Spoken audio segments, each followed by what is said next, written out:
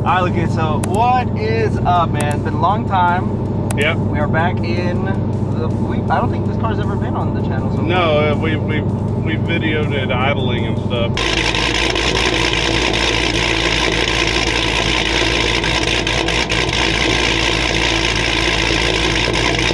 We never videoed it just cruising.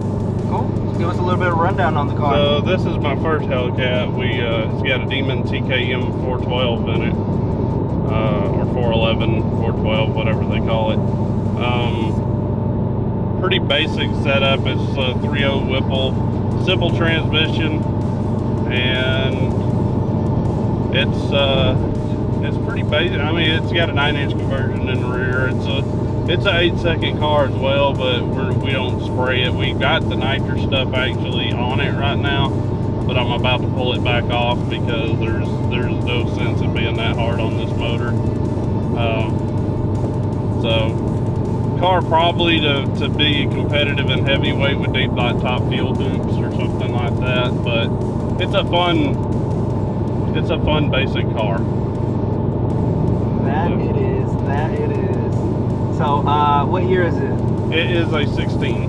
Okay. Yeah, I bought it early in 17 from Scott, and it's the only car we've taken from being stock really to what it is now. Okay. So how many miles are on the car? 13,700. It's got 2,000 on it since it's been built, basically. So it rarely gets driven. It's been down a long time. So, yeah. We'll get into the why it was down here in a minute. So first off, don't worry about that. It's got a full over suspension in the rear. Oh, it's telling you that something. Yeah, it's telling you it doesn't see the active dampening stuff in the rear. So it has a Demon TKM motor in it. What happened to the original one? I blew it up at the half mile in 2018.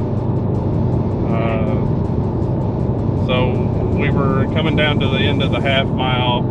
The engine popped. I knew it popped because I felt the power loss, of course, and I looked in the rearview mirror and smoke was everywhere. Which we were running the motor on pump gas at that time. And when I looked in the mirror, I saw smoke. I didn't hit the brakes or anything crazy, and that's something a lot of people may not know that aren't racing a lot. Sometimes it's better not to hit the brakes if you have the room, just coast to a stop, because especially if you have oil on the tires, because applying the brakes can actually cause issues for you, especially if one side's got oil on it and the other side does not. So it can turn you when you're not expecting it. So I coasted to a stop from, I think, 160. So yeah, it was all good though.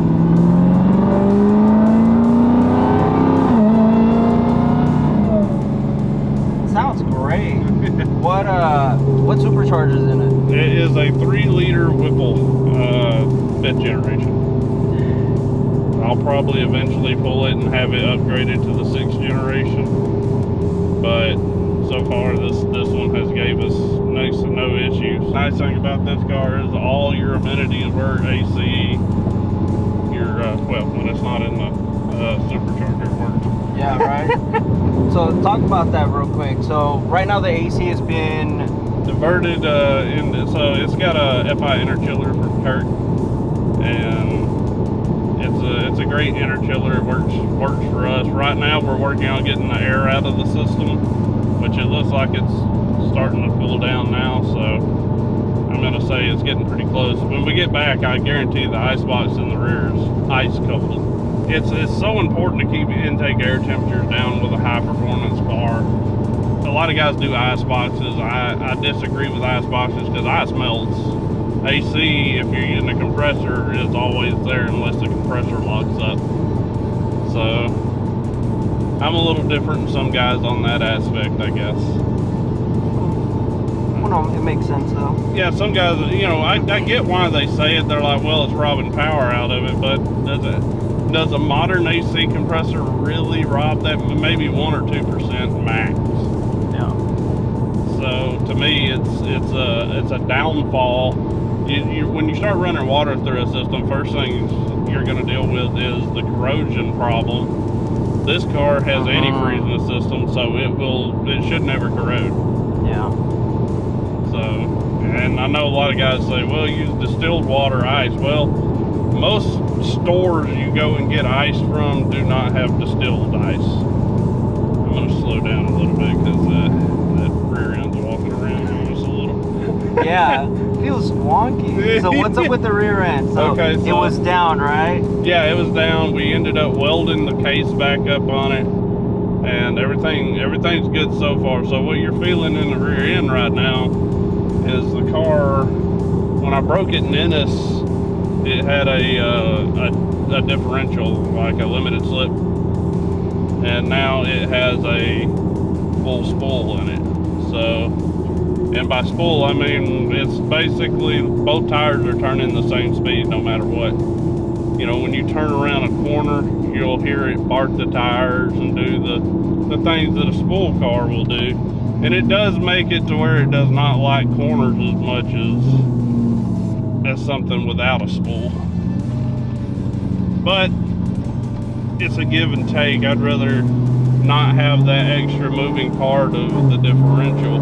Crazy how smooth it shifts and everything still. Yeah, that's all Z. Yeah,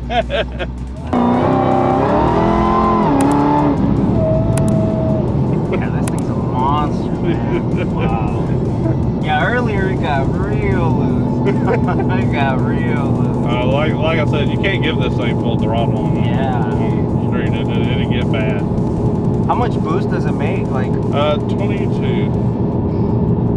I mean, it's not a lot of boost. I mean, it is, but it isn't. Yeah.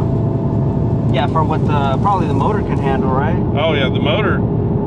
If we pulled this system off and put a turbo system on, it could probably make 40 pounds on this setup. But you know, typically with the Mopars, you know, me and Z were talking about this a couple nights ago. I just don't see the Roots Chargers being competitive anymore without an awful lot of nitrous. Yeah. And I'm talking, when I say an awful lot, I don't mean like a 400 shot. I'm talking like 700-ish to be competitive with these new turbo cars that are coming down, like the CTSVs. And I'm not going to take anything away from the CTSVs because they're fast cars. But you know, a factory car to factory car, I'd rather have a Mopar, but I can't take anything from Chevrolet. I will tell you that we're going to be adding a Ford to our stable here pretty quick. A Ford? Yeah, so. What? Hey guys, this is the video on our 2016 HellCat. You guys like and subscribe, and there'll be more content on this car coming down the road.